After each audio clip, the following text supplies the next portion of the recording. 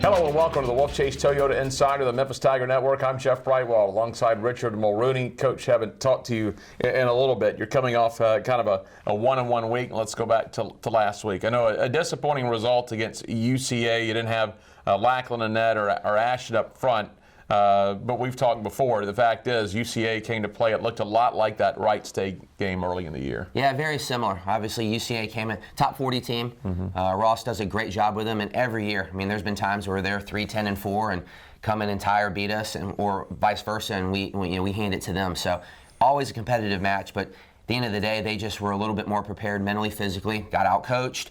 They were all over us, and whether we give up a goal in the first minute or not, that probably was going to be their game. We were just off, and it's one of those things where you hope it doesn't happen again. I'm happy that it happened then and not maybe in the conference tournament or in a conference game, but you don't want it to happen at all. So it was a good learning lesson. It was at home, which hurt a little bit as well, because I want to try to find a rhythm of winning home games, but at the end of the day, give UCA credit. They came in and took it to us, and we just have to raise our hand and say, you know what, we got beat tonight. How are we going to recover from it? Well, the recovery was good because you come away with a win, but going back to UCA, maybe not a bad thing. You don't want to learn lessons with the losses, but the guys had kind of gone on a good little streak there, and these guys haven't been in this position before here as far as any kind of postseason play beyond the conference tournament. They're in that position now, but maybe a little refocus. Yeah, absolutely. I mean, there's a pressure on us for the fact that, we're starting to become one of the top teams in the conference.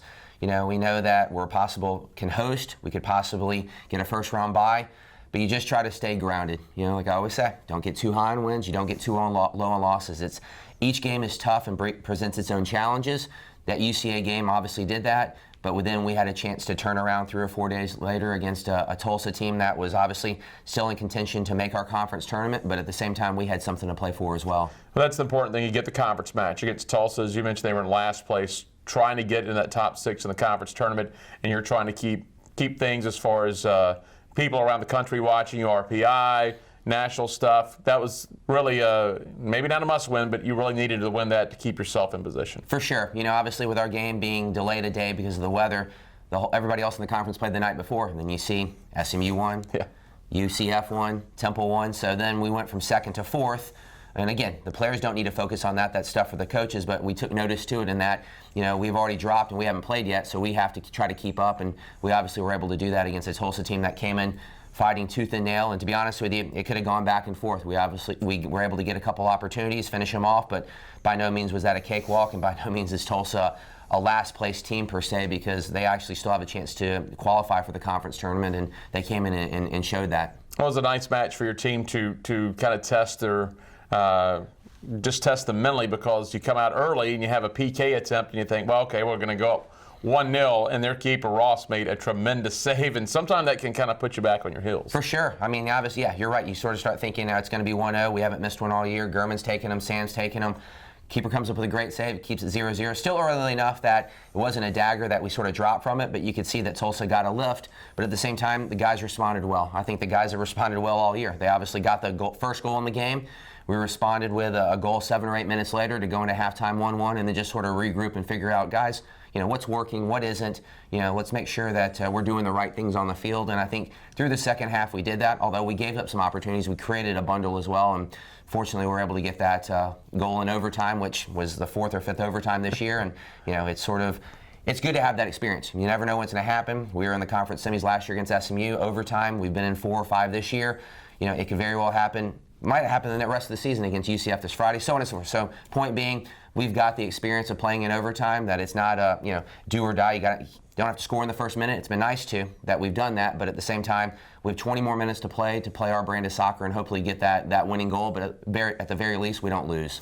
Parker and Sam make the honor roll this week. Very deserving. Parker obviously took a knock in one of our previous games. He missed in the SMU game, missed the previous game versus UCA. So his foot was still feeling it. I expect him to be fully healthy for that UCF game this Friday. But he was obviously lack of training a little bit, just trying to get treatment to get on the field. I thought he showed up. It's one of those gut performances that he probably can be like, I don't know if I feel great today. Let Trevor or Dimitri have the nets or whatever, who we trust 100%. But at the same time, he stepped in, made a great save with about 10 minutes left in the game that probably set saved the game for us. But at the end of the day, his command and leadership in the back helped. And then Sam up top, I mean, to get the game-winning goal, same type of thing. He had a foot contusion, still coming back from it, but he was fully fit and ready. And, like I said, Javon and our other forwards have done well up there, but Sam's been the hot one this year. He's been able to find the right spots to put goals in. And not only that, his defensive effort, and he's a senior. Mm-hmm. When seniors get to this time of the year, they understand what this is all about more so than a sophomore or freshman. And it was good to have him back. And it was just good to have my squad back, to have choices of a full 26 guys and instead of playing with only 21 or 22. And for Sam now, double-digit goals, first time in nearly a decade you've had that.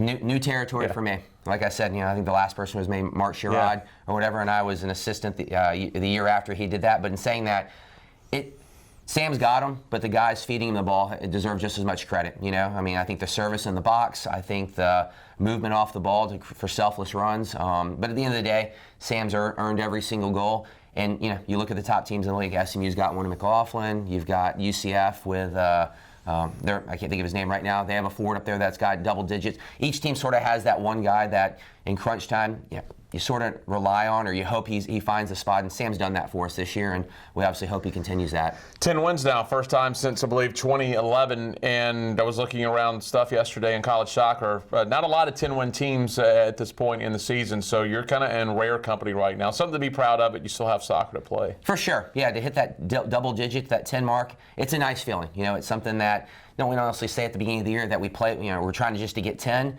but at the same time, 11 is going to feel even better, and that's what we're shooting for. All right, you got UCF this weekend, another top 10 team on the road. You've had success in that position this year. A lot of people might look at it as it's great whatever you do down there. If you don't win, no big deal. You still have another match to go. But you've had success, so your guys will really be focused on another top 10 road match. For sure. I mean, UCF top 5, similar to SMU, that they played well all year long. We're going to play them on their home field.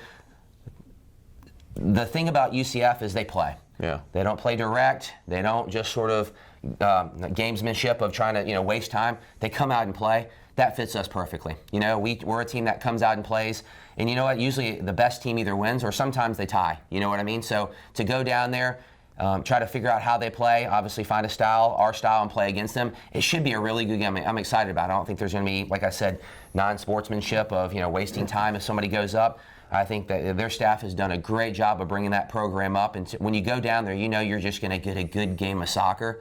And that's the most exciting thing. The weather should be good. And, obviously everything off the field with the rankings, with, at the bids at large, you sort of throw out the window and just say, guys, enjoy this one. This is one that we like to go down there and just play the game for what it is, take the politics out of it. And I think at the end of the day, hopefully the best team wins. I hope that's us, but I also know that the guys are up for it. And it's always a good, fun trip down there to play them. And finally, interesting, because we talk about this every year at this time of year. Only 8 teams in the American, so you only have 7 conference games.